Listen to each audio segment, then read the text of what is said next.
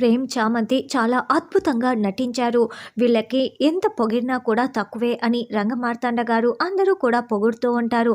ఇప్పుడు వాయుపుత్ర ఎయిర్లైన్స్ రమాదేవి గారు వచ్చి బహుమతి ఇవ్వవలసిందిగా కోరుతున్నాము అని చెప్పటంతో ఈ పని మనిషికి నా చేతులతో బహుమతి ఇవ్వవలసి వస్తోంది అని రమాదేవి తిట్టుకుంటూ స్టేజ్ మీదకి వస్తుంది. నేను బహుమతి ఇచ్చేటప్పుడు అందుకునే చేతులు నీవై ఉండాలి అని రమాదేవి మాట్లాడిన మాటల్ని చామ్ గుర్తు చేసుకుంటూ రమాదేవి చేతుల మీదుగా బహుమతి అందుకొని అందరికీ చూపిస్తూ సంతోషపడుతూ ఉంటుంది. అయితే అలా బహుమతి తీసుకోగానే కుప్పకూలిపోతుంది. చామ్ చామ్ ఏమైంది చామ్, అయ్యో నోట్లో నుంచి రక్తం వస్తోంది అని ప్రేమ్ చామంతిని ఎత్తుకొని పరుగులు పెడుతూ హాస్పిటల్కి వెళ్తాడు. అందరూ చాలా చాలా షాకింగ్గా చూస్తూ ఉంటే రమాదేవి, నిషా మాత్రం సంతోషంగా చూస్తూ ఉంటారు. ఇక హాస్పిటల్లో స్ట్రక్చర్పై తీసుకువెళ్తూ ఉంటే చామ్, కళ్ళు మొయ్యకు చామ్, నేను నిన్ను ఏం చేసైనా సరే బ్రతికించుకుంటాను చామ్. మీ నాన్న జైల్లో ఉన్నారు, మీ నాన్నని విడిపించి తీసుకురావాల్సిన బాధ్యత నీపై ఉంది చామ్. నీ సంకల్పాన్ని నువ్వు నెరవేర్చాలి, కళ్ళు ముయ్యకు చామ్, నువ్వు ప్రాణాలతో తిరిగి రావాలి చామ్. నువ్వు లేకపోతే నేను బ్రతకలేను చామ్. నా ఊపిరి నువ్వు, నా ప్రాణం నువ్వు, నా మనసులో ఉన్నది నువ్వే Cham. I love you Cham, I love you అని ప్రేమ్ చెప్తూ ఉంటే చామ్ అప్పుడే మెల్లమెల్లగా కళ్ళు మూసుకొని స్పృహ కోల్పోతూ ఉంటుంది. డాక్టర్ డాక్టర్ పాయిజన్ తాగేసింది అని ప్రేమ్ చెప్పటంతో చామ్ని ఆపరేషన్ థియేటర్లోకి తీసుకువెళ్ళి ట్రీట్మెంట్ స్టార్ట్ చేస్తారు. ప్రేమ్ ఏడుస్తూ బయటే కూర్చొని వెయిట్ చేస్తూ ఉంటారు. అప్పుడే ప్రేమ్ అంటూ హర్ష, యశ్వంత్, నిషా అక్కడికి వస్తారు.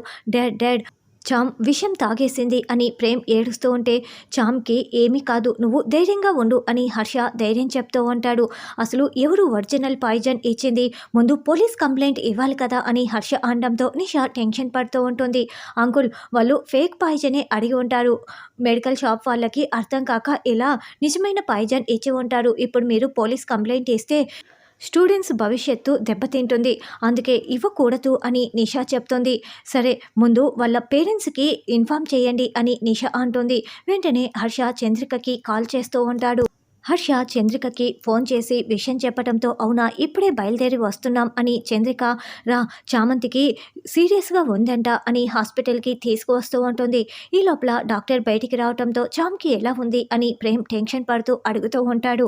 చూడండి, మేము చెప్పేది జాగ్రత్తగా వినండి, విషం అంతా తన బ్లడ్లో కలిసిపోయింది, తన పరిస్థితి చాలా క్రిటికల్గా ఉంది అని డాక్టర్ చెప్తుంటే, మీరే ఏదో ఒకటి చేయండి అని యశ్వంత్ చెప్తుంటే, కాపాడండి డాక్టర్ అని ప్రేమ్ వేడుకుంటూ ఉంటారు.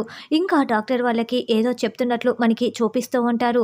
ఆ చామంతి చచ్చిందన్న ఫోన్ వస్తుందనుకుంటే ఈ నిషా ఎంతకీ ఫోన్ చేయటం లేదేంటి అని రమాదేవి టెన్షన్ పడుతూ సోఫాలో కూర్చొని ఉంటుంది. అత్తయ్య గారు, అసలు చామంతిపై ఇలాంటి పని చేసింది ఎవరంటారు అని రోజా అడుగుతూ ఉంటుంది. అసలు చామంతి కోసం ఈవిడ టెన్షన్ పడుతుందా, చావు వార్త కోసం ఎదురు చూస్తుందా అని రోజా మనసులో అనుకుంటూ ఉంటుంది. ఏమో నాకేం తెలుసు అని రమాదేవి అంటుంది. అయినా చామంతికి కాలేజీలో పడని వాళ్ళు చాలామంది ఉన్నారు కదా, వాళ్ళే ఎవరో ఇలా ఫేక్ పాయిజన్ బదులు ఒరిజినల్ పాయిజన్ పెట్టి ఉంటారు. చామంతి కాలేజీకి వెళ్ళినప్పటి నుంచి ఏదో ఒక గొడవ అందరితో పెట్టుకుంటూనే ఉంది కదా అని దీక్ష అంటే, చామంతి అంటే అసలు ఇష్టపడింది, గొడవ పెట్టుకుంది నిషా మాత్రమే కదా, నిషానే ఈ పని చేసిందేమోనని రోజా అంటే, అలాగంటే చామంతి అంటే నీకు కూడా ఇష్టం లేదు కదా, నువ్వు కూడా ఈ పని చేసుండొచ్చు కదా, నిషా అలాంటి పని చేయదు, అయినా కూడా నిషా నాటకం జరుగుతున్నంతసేపు నా పక్కనే కూర్చొని ఉంది, నిషా ఎందుకు చేస్తుంది అని రమాదేవి అంటుంది. అత్తయ్య గారు, నేను ఇంట్లోనే ఉన్నాను, నేను ఎలా చేస్తాను అని రోజా చెప్తుంది. దాని గురించి ఇంతవరకు డిస్కషన్ చేయటమే వేస్ట్ రమాదేవి, అయినా నీ మీదే విషప్రయోగం చేసింది కదా, అందుకే దానికి దేవుడు తగిన శాస్త్రి చేస్తున్నాడు అని జగదీష్ అంటుంటే, అత్తయ్య గారికి జరిగింది ఫుడ్ పాయిజన్ కదా అని రోజా అంటుంది. ఇక మీరిద్దరూ ఆపుతారా, ముందు ఫోన్ వచ్చే వరకు మీరు ఇంకేమీ మాట్లాడకండి అని రమాదేవి అంటుంది. చామంతికి సెలైన్ పెట్టి ఆక్సిజన్ మాస్క్ పెట్టి ఉంటారు. అయితే పిడ్స్ రావడంతో గిలగిలా కొట్టుకుంటూ ఉంటుంది. నర్సు పరిగెత్తుకుంటూ వెళ్ళి డాక్టర్ని తీసుకురావడంతో నర్సు ఒక ఇంజెక్షన్ ఇవ్వటంతో చామ్ కాస్త కూలైపోయి మళ్ళీ శ్వాస తీసుకుంటూ ఉంటుంది. అప్పుడే శ్యామల, చంద్రిక అక్కడికి వచ్చి ఐసీయూలో ఉన్న చామ్ని చూస్తూ ఏడుస్తూ ఉంటారు. ఎలా ఉంది బాబు అని చంద్రిక అడగటంతో, ఇంకా క్రిటికల్గానే ఉందంట చందు అని ప్రేమ్ చెప్తాడు. అయ్యో అని శ్యామల ఏడుస్తూ ఉంటే, చామంతికి ఏమీ కాదు అని హర్ష శ్యామలకి ధైర్యం చెప్తూ ఉంటాడు. నువ్వు చచ్చావన్న వార్త కోసమే నేను ఎదురు చూస్తూ ఉన్నాను అని నిషా అనుకుంటూ ఉంటే అప్పుడే డాక్టర్ అమ్మ బయటికి వస్తుంది. డాక్టర్ ఎలా ఉంది అని చంద్రిక అడుగుతూ ఉంటుంది. తన పరిస్థితి ఇంకా చాలా క్రిటికల్గానే ఉంది, పాయిజన్ మొత్తం బ్లడ్లో కలిసిపోయింది అని చెప్పడంతో ఏదో ఒకటి చేసి కాపాడండి అని ప్రేమ్ వేడుకుంటూ ఉంటాడు. ఇప్పుడు తన బ్లడ్ మొత్తం తీసేసి మళ్ళీ కొత్త బ్లడ్ ఎక్కించాలి అని డాక్టర్ చెప్పడంతో నేను ఎంత బ్లడ్ కావాలన్నా ఇస్తాను, నా బ్లడ్ తీసుకోండి, తంది ఏ బ్లడ్ గ్రూపు అని ప్రేమ్ అడుగుతూ ఉంటే వాళ్ళ తల్లిదండ్రులు వచ్చారా అని డాక్టర్ అంటుంది. నేనేనని శ్యామల అంటుంది. తనకి బ్లడ్ ఇవ్వాలంట అని చంద్రిక చెప్పడంతో మీది ఏ బ్లడ్ గ్రూప్ అని శ్యామలని డాక్టర్ అడుగుతుంది. నాకు తెలీదని ఆవిడ చెప్పడంతో సరే మీదేదో చెక్ చేసి నేనే తీసుకుంటాను రండి అని డాక్టరు శ్యామలని తీసుకువెళ్తుంది. నాన్న, ఈ లోపల మీరు జైలర్ గారికి ఫోన్ చేసి రామచంద్రయ్య బ్లడ్ గ్రూప్ తెలుసుకోండి, ఒకవేళ మ్యాచ్ అయితే వెంటనే తీసుకురమ్మని చెప్పండి, కానీ చామంతికి సీరియస్గా ఉందన్న విషయం వాళ్ళ నాన్నకి తెలియనివ్వకూడదని చెప్పండి, ఓన్లీ బ్లడ్ గ్రూప్ మాత్రమే తెలుసుకోండి అని ప్రేమ్ చెప్పడంతో వెంటనే హర్ష జైలర్కి ఫోన్ చేస్తూ ఉంటాడు. అది చచ్చిపోయిందన్న వార్త చెప్తారనుకుంటే మళ్ళీ ఈ లిటికేషన్ పెట్టారేంటి, కొంప తీసి బ్లడ్ మ్యాచ్ అవుతుందా ఏంటి అని నిషా టెన్షన్ పడుతూ ఉంటుంది.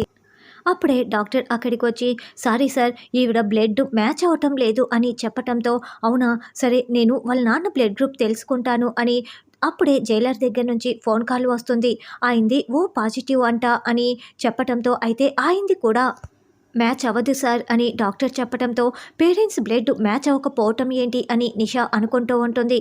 అసలు చామ్ది ఏ బ్లడ్ గ్రూప్ అని ప్రేమ్ అడగటంతో బాంబే బ్లడ్ గ్రూప్ అని డాక్టర్ చెప్తుంది.